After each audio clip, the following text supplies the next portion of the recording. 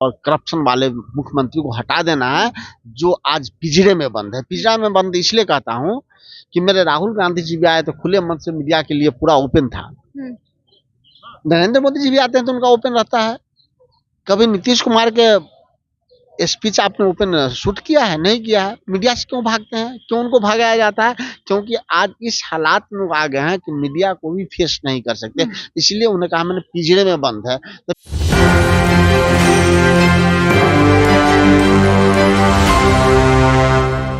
नमस्कार, आप देख रहे एक न्यूज 24 में हूँ आपके साथ तनु चतुर्वेदी।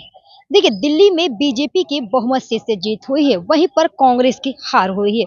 आपको बिहार में, अब दिल्ली के बाद बिहार में विधानसभा चुनाव है। हालांकि सवाल खड़ा हो रहा है दिल्ली के सीटों पर किस बंटवारे को लेके, खासकर बिहार में विधानसभा चुनाव है। कांग्रेस के मुख्य प्रवक्ता भी हमारे साथ मौजूद है, राजेश राठौर जी। इनसे पूरे मुद्दे को जानेंगे। बिहार में तैयारी चल रही है, सर कैसे देखते हैं? दिल्ली में आपकी पूरी हार होने के बाद आप लोग बिहार में चुनाव की तैयारी कर रहे हो, वहीं बीजेपी के तरफ से सवाल उठाया जा रहा है कि कांग्रेस की निर्जलता जो है कि पूरे नीचे गिर गया हुआ है, उसके बाद अभी भी शर्म नहीं है कि दिल्ली में और किस तरीके की वो लोग तैयारी कर रहे हैं। दिल्ली चुनाव में मैं पूर्व में बोल चुका हूँ कि दिल्ली का जो चुनाव था वो विपक्षी एकता, खंडित विपक्षी एकता और केजरीवाल के अकर्पण और करप्शन का नतीजा रहा है दिल्ली का जनादेश।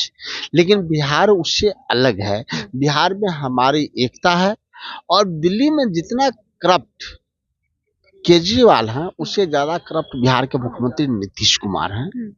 तो जब केजरीवाल चले गए तो नीतीश कुमार को जाने में कितना वक्त लगा? जितना अहंकार केजरीवाल में है उससे ज्यादा अहंकार नीतीश कुमार में है। तो बिहार की जनता दिल्ली की नेताओं की तरह जिस प्रकार से दिल्ली में केजरीवाल को उखाड़ के फेंका है, बिहार की जनता ठान चुकी है कि नीतीश कुमार जैसे अकर्पण और करप्शन वाले मुख्यमंत्री को हटा देना है, जो आज पिंजरे में बंद है। पिंजरा में बंद इसलिए कहता हूँ कि मेरे राहुल गांधी जी भी आए तो खुले मन से मीडिया के लिए पूरा ओपन था। नरेंद्र मोदी जी भी आते हैं तो उनका ओपन रहता है। कभी नीतीश कुमार के स्पीच आपने ओपन शूट किया है? नहीं किया है। मीडिया से क्यों भागते हैं? क्यों उनको भगाया जाता है? क्योंकि आज इस हालात में आ गए हैं कि मीडिया को भी फेस नहीं कर सकते, इसलिए उन्हें कहा मैंने पिंजरे में बंद है। तो पिंजरे में रहने वाले कोई शासक भारत को और बिहार को नहीं चाहिए।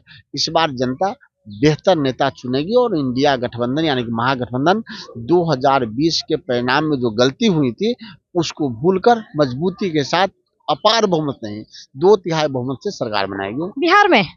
बिल्कुल बिल्कुल बिहार में महागठबंधन 2/3 बहुमत से सत्ता में आएगी। नीतीश कुमार की स्वास्थ्य सही नहीं है, वो लगातार यात्रा कर रहे हैं, यात्रा के बीच जनता जा रहे हैं, तो जनता के जो समर्थक है तो वो तो नीतीश कुमार की तरफ जाएगी ना। नहीं, कभी भी लोग लाचार, मजबूर और कमजोर बीमार आदमी को कुर्सी पे नहीं बैठना चाहता। चाहता है कि उसका नेता कामयाब हो, उसका नेता काम करने वाला हो, थका हारा आदमी नहीं हो। नीतीश कुमार जी थक गए हैं। उनके थकापन के कारण है कि 10 साल से बिहार करप्शन का अड्डा बन गया है। आप देखते हैं इतना रेड होता है, अब जेई यहाँ, इंजीनियर यहाँ, एग्जीक्यूटिव यहाँ करोड़ों रुपया मिलता है। शिक्षा विभाग में जाएगा, डीओ यहाँ, बीओ यहाँ, करोड़ रुपया मिलता है। तो इतने करप्ट सरकार को जनता अब नहीं झेलेगी, क्योंकि नीतीश कुमार के राज में रोजगार सृजन नहीं हो पाया, पलायन नहीं रोक पाया। आप देखते हैं किस तरह भेड़िया धसान हम ट्रेनों में यात्रा करते हैं, ट्रेनें नहीं बढ़ी हैं। तो नीतीश कुमार जैसे मुख्यमंत्री को अब बिहार के नौजवान झेलने को तैयार नहीं। लेकिन कह रहे हैं वहीं पर कि अगर बिहार में एक महागठबंधन की सरकार आ रही है तो फिर से जंगल राज वापस ही आ जाएगी। जंगल राज आपने देखा है? नहीं। कितना कितना एज है आपका? 32। 32। आपने देखा है? ईमानदारीपुर जर्नलिस्ट हैं आप, आपने जंगल राज देखा है? ये कहा था बेटा, बच्चा लोग सोता था ना तो बच्चा रोने लगता था रात में, तो माँ कहती थी बेटा सो जाओ नहीं तो गब्बर सिंह आ जाएगा, बेटा सो जाओ नहीं तो भूत आ जाएगा। भूत को किसी ने देखा है? ये एक भ्रम है। तो नीतीश कुमार अपने काम पे नहीं भ्रम पे जीतना चाहते हैं और भ्रम फैलाने वाले को जनता बर्दाश्त नहीं करेगी।